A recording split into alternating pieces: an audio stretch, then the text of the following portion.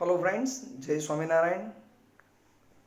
હવે આપણે last video લેક્ચરની અંદર યુનિટ 1 ના બે રીડ કમ્પ્લીટ કરી દીધા છે, બરાબર. Can you install love, read 1 છે કેન યુ ઇન્સ્ટોલ લવ, અને બીજું રીડ એક પોએમ છે સનરાઈઝ ઓન ધ કાંચનજંગા, બરાબર. એકવાર ફરીથી હવે આપણે ગ્રામર તરફ વળીએ છીએ. એટલે હવે આ જે કંઈ આવે છે તમને ટોપિક વિડિયો લેક્ચરમાં તમે જે કંઈ જોશો, જે કંઈ હોમવર્ક આવશે, એ તમારે ફરીવાર તમારી ગ્રામરની નોટબુક જે અલગથી બનાવેલી છે એની અંદર લખવાનું છે, ટેક્સ્ટબુકની નોટમાં લખવાનું નથી. આ ટોપિક તમને સેક્શન ડીની અંદર, તમારા પેપરમાં સેક્શન ડીની અંદર બે ફિક્સ પ્રશ્નો પૂછાય. એક પ્રશ્ન પૂછા સૂચના આવે છે ડુ એઝ ડાયરેક્ટેડ, એમાં બે ફિક્સ પ્રશ્નો આવે છે, એક ચેન્જ ધ વોઇસ અને બીજું ચેન્જ ધ ટેન્સ. તો ચેન્જ ધ ટેન્સ આપણે આગળ શીખી લીધું છે. હવે અહીંયા આપણે ચેન્જ ધ વોઇસ શરૂ કરીશું. એમ તો તમે વોઇસ 9મા ધોરણથી શીખતા આવો છો મિત્રો, બરાબર. 9th, 10th, 11th આ 3 સ્ટાન્ડર્ડમાં તમે ચેન્જ ધ વોઇસ શીખીને આવેલા છો.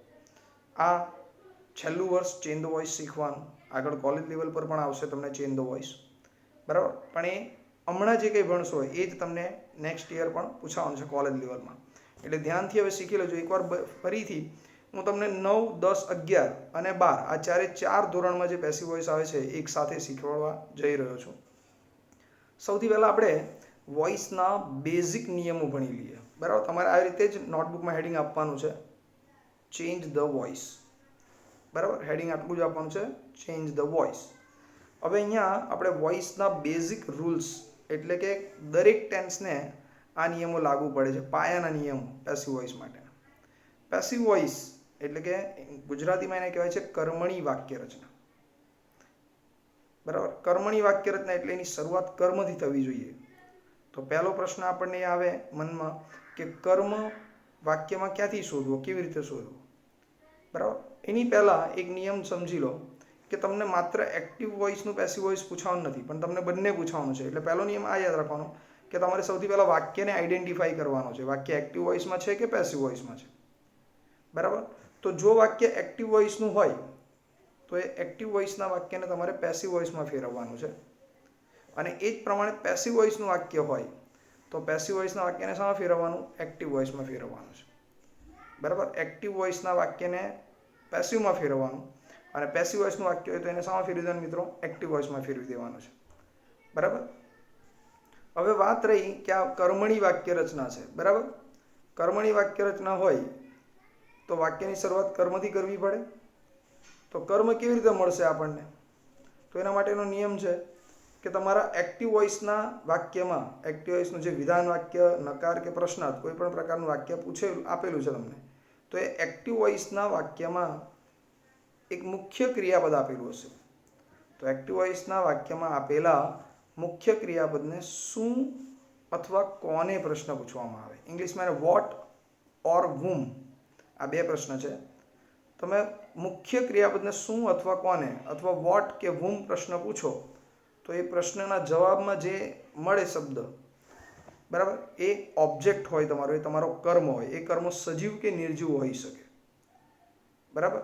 એ કર્મ ગૌણ કર્મ કે મુખ્ય કર્મ હોઈ શકે. તમે શું વડે પ્રશ્ન પૂછો, વોટથી પ્રશ્ન પૂછો ક્રિયાપદને, અને જે જવાબ મળે એ તમારો મેઇન ઓબ્જેક્ટ એટલે કે મુખ્ય કર્મ છે, બરાબર. અને કોને એટલે કે whom વડે પ્રશ્ન પૂછો ક્રિયાપદને અને આન્સર મળે તો એ ગૌણ કર્મ કહેવાય, સબોર્ડિનેટ ઓબ્જેક્ટ કહેવાય, બરાબર. તો ઘણા એવા વાક્યો પણ આવશે જેમાં બંને કર્મ આપેલા હશે, મુખ્ય કર્મ પણ હશે ને ગૌણ કર્મ. ત્યારે તમે કોઈ પણ કર્મથી વાક્યની શરૂઆત કરી શકો છો. ટૂંકમાં કર્મ કેવી રીતે શોધવું, તો એના માટેનો રસ્તો કયો છે, તો એક્ટિવ વોઇસના વાક્યમાં આપેલા ક્રિયાપદને તમે શું અથવા કોને પ્રશ્ન પૂછો, કોઈ પણ કાળનું ક્રિયાપદ હોય એને શું અથવા કોને પ્રશ્ન પૂછો એટલે તમને તમારા વાક્યનો કર્મ એટલે કે ઓબ્જેક્ટ મળે.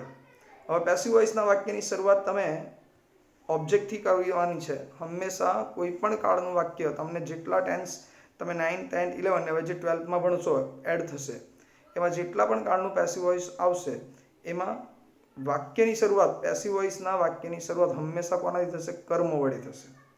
અને કર્મ કેમ શોધવાને ઉપર મેં તમને સમજાવ્યું છે ઉપરની નોંધમાં, બરાબર. આ બધી નોંધ વ્યવસ્થિત અક્ષરે, સારા અક્ષરે ગ્રામરની નોટમાં તમારે લખવાની છે, ઉતારવાની છે મિત્રો, બરાબર. જેથી કરીને એને એકવાર રીડ કરી શકો તમે, વ્યવસ્થિત એને પ્રેક્ટિસ કરી શકો, નિયમોની, બરાબર.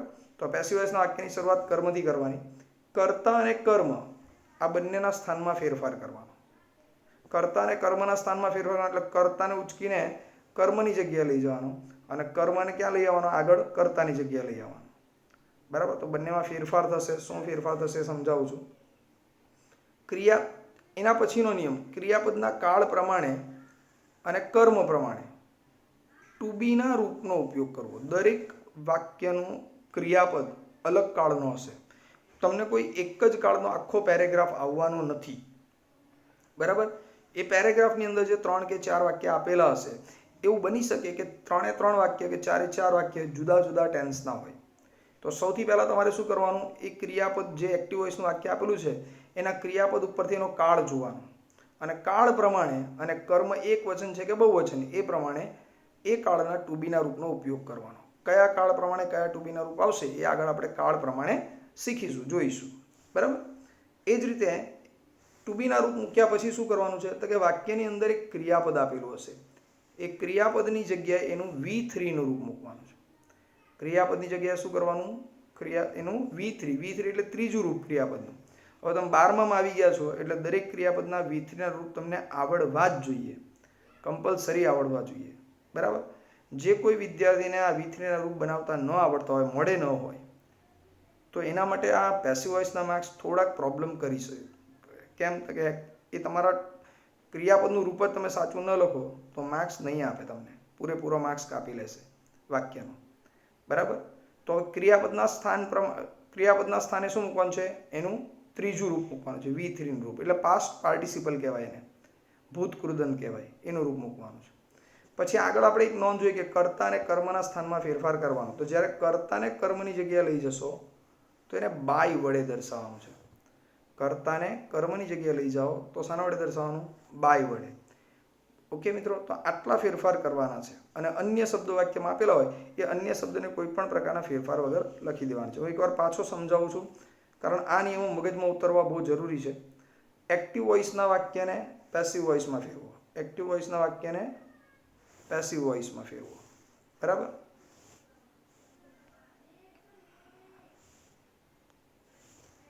એક્ટિવ વોઇસને પેસિવ વોઇસમાં અને પેસિવ વોઇસને એક્ટિવ વોઇસમાં ફેરવો.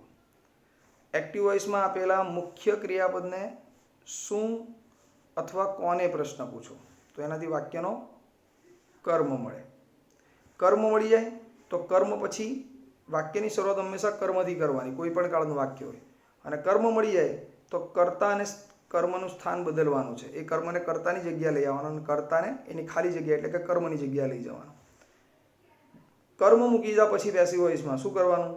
તો કે ઉપર આપેલા વાક્યના, એક્ટિવ વોઇસના વાક્યના ક્રિયાપદનો કાળ જોવાનો. એ કાળ પ્રમાણે અને તમારો જે કર્મ છે, એક વચન કે બહુવચન, એ કર્મ પ્રમાણે તમારે ટુ બીના રૂપનો ઉપયોગ કરવાનો છે, બરાબર. હવે ટુ બીના રૂપ મૂક્યા પછી શું કરવાનું છે? તો કે ક્રિયાપદનું જે રૂપ છે એ કોઈ પણ કાળનું ક્રિયાપદ હોય એની જગ્યાએ એનું ત્રીજું રૂપ મૂકવાનું છે, V3નું રૂપ મૂકવાનું છે, બરાબર. આ ઉપરાંત કર્તા અને કર્મને સ્થાન લઈ જાઓ તો એને બાય વડે દર્શાવો. કોના વડે દર્શાવવાનું છે? બાય વડે. ઓકે ફ્રેન્ડ્સ, તો આ બેઝિક નિયમો થયા.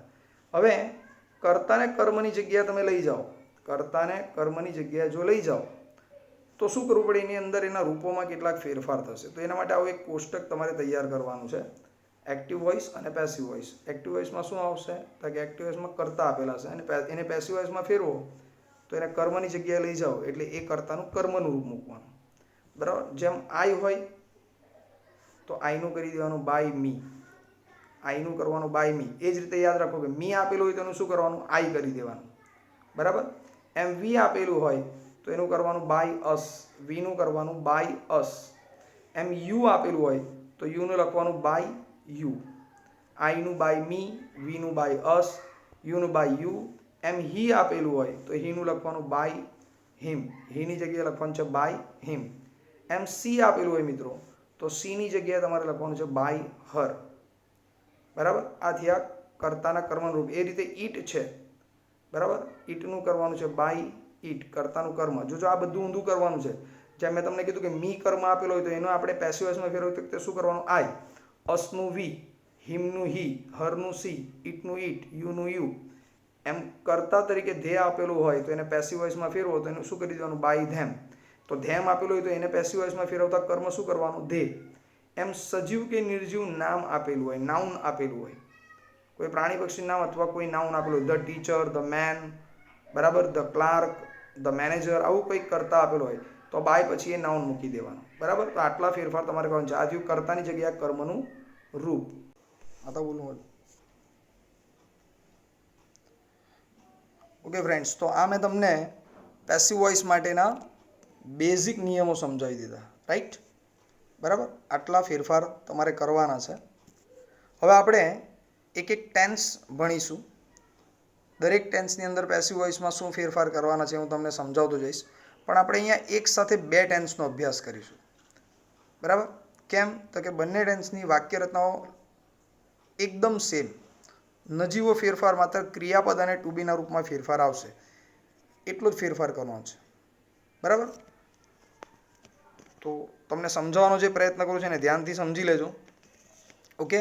તો પહેલાં હવે હેડિંગ આપવાનું છે. એક લાઈન છોડી દો. તમને બેઝિક નિયમો તમે લખી દીધા હોય તો નીચે એક લાઈન છોડીને હવે હેડિંગ આપવાનું છે સિમ્પલ પ્રેઝન્ટ ટેન્સ, ઓબ્લિક કરીને લખવાનું છે સિમ્પલ પાસ્ટ ટેન્સ. હવે આપણે આ બે ટેન્સનું પેસિવ વોઇસ એક સાથે શીખવાનું છે. Simple present tense and simple past tense. બંને સિમ્પલ ટેન્સીસ છે.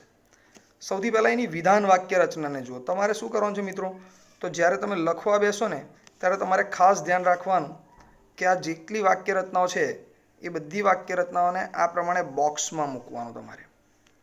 એક્ટિવ અને પેસિવની બંને એક સાથે આવે ને એ રીતે. બરાબર. એટલે જેથી કરીને જ્યારે પણ એને રિવિઝન કરવું છે, વાંચવું છે, તો તમને ખબર પડે કે ભાઈ એ હાઇલાઇટ કરેલું હોય તો તમને ખબર પડે કે આની ઉપર આપણે ધ્યાન આપવાનું છે, આને વાંચવાની છે. ઓકે. તો સૌથી પહેલાં આપણે વિધાન વાક્યની રચના જોઈએ. જો સાદા વર્તમાનકાળ કે સાદા ભૂતકાળનું પેસિવ વોઇસ હોય, હવે એને ઓળખવું કેમ? સાદો વર્તમાનકાળ ને સાદા ભૂતકાળને ઓળખવું કેમ? તો જો વાક્યની અંદર મૂળ ક્રિયાપદ આપેલું હોય અથવા એસ કે ઈએસ વાળું ક્રિયાપદ આપેલું હોય તો એ સિમ્પલ પ્રેઝન્ટ ટેન્સનું વાક્ય હોય. અને જો ક્રિયાપદનું ભૂતકાળનું વાક્ય હોય તો એ સિમ્પલ પાસ્ટ ટેન્સનું વાક્ય હશે. બરાબર. હવે ક્રિયાપદ ઉપરથી ટેન્સ તમને ઓળખાઈ ગયો. તો હવે તમારે શું કરવાનું છે? સૌથી પહેલાં એક્ટિવ વોઇસ જોઈ લો. કારણ બંને વાક્ય રચનાઓ તમારે મોડે કરવાની છે. તમને એક્ઝામમાં એક્ટિવનું પેસિવ પણ પૂછવાનું છે અને પેસિવનું એક્ટિવ કરવાનું પણ પૂછવાનું છે. ઓકે. તો પહેલાં એક્ટિવ વોઇસ જોઈએ. કોઈ પણ કાળનું એક્ટિવ વોઇસનું વાક્ય હશે તો સૌથી પહેલાં કર્તા આવશે. બરાબર. જો સાદા વર્તમાનકાળનું વાક્ય હશે તો કર્તા પછી તરત મૂળ ક્રિયાપદ અથવા એસ કે ઈએસ વાળું ક્રિયાપદ આવશે. V1 એટલે મૂળ ક્રિયાપદ અને એસ કે ઈએસ વાળું ક્રિયાપદ VSES એટલે. જો એ સિમ્પલ પાસ્ટ ટેન્સનું વાક્ય હશે તો કર્તા પછી તરત શું આવશે? V2 નું રૂપ આવશે. કર્તા પછી તરત V2 નું એટલે કે ભૂતકાળનું ક્રિયાપદ આવશે. ત્યાર પછી આવશે વાક્યમાંનો કર્મ અને પછી અન્ય શબ્દો. તમારી વાક્ય રચના આ પ્રમાણે હોવી જોઈએ. એકવાર પાછો સમજાવું છું. એક્ટિવ વોઇસમાં શું આવશે? તો કે સાદા વર્તમાનકાળ કે ભૂતકાળના એક્ટિવ વોઇસમાં પહેલાં કર્તા પછી મૂળ ક્રિયાપદ કે એસ કે એસ વાળું ક્રિયાપદ આપેલું હોય તો સાદો વર્તમાનકાળ અને V2 એટલે કે ક્રિયાપદનું ભૂતકાળનું રૂપ આપેલું હોય તો સાદો ભૂતકાળ. બરાબર. એના પછી કર્મ અને ત્યાર પછી અન્ય શબ્દો. તો હવે પેસિવ વોઇસના બેઝિક નિયમો જે ઉપર તમને ભણાવેલા છે, જે તમે લખ્યા છે તમારી નોટમાં, એને થોડો પાછો રિવાઇઝ કરાવું. એક્ટિવ વોઇસના વાક્યને પેસિવમાં ફેરવવું છે તો સૌથી પહેલાં શું કરવાનું? તો સૌથી પહેલાં મિત્રો તમારે આ જે ક્રિયાપદ દેખાય છે, આ જે વર્બ દેખાય છે, એ વર્બને શું અથવા કોને પ્રશ્ન પૂછો. ઇંગ્લિશમાં વોટ ઓર whom, આ બેમાંથી કોઈ એક પ્રશ્ન પૂછો ક્રિયાપદને, તો તમને જે જવાબ મળે એ તમારો કોણ હોય? એ તમારો ઓબ્જેક્ટ હોય, એટલે કે કર્મ હોય. પેસિવ વોઇસ બનાવવા માટે કર્મ શોધવો બહુ જરૂરી છે. મેં તમને ગ્રામેટિકલ નિયમ જે ઉપર લખેલો છે એ મેં તમને ફરીવાર સમજાવ્યો કે આ જે ક્રિયાપદ દેખાય, મૂળ ક્રિયાપદ કે એસ કે એસ વાળું ક્રિયાપદ કે ભૂતકાળનું ક્રિયાપદ આપેલું હોય, એ ક્રિયાપદને શું અથવા કોને પ્રશ્ન પૂછો તો તમને વાક્યમાંનો કર્મ મળે. બરાબર. હવે શું કરવાનું છે આગળ તમારે? તો હવે તમારે આ કર્મ મળે તો એને પેસિવ વોઇસની અંદર આગળ લઈ લેવાનું. બરાબર. તો એનાથી વાક્યની શરૂઆત થાય. હજી એક સિમ્પલ રસ્તો સમજાવું તમને. નોર્મલી છે ને કોઈ પણ કાળનું વિધાન વાક્ય હોય ને તો ક્રિયાપદ પછી હંમેશા કર્મ જ આવે. એ સજીવ કે નિર્જીવ હોઈ શકે.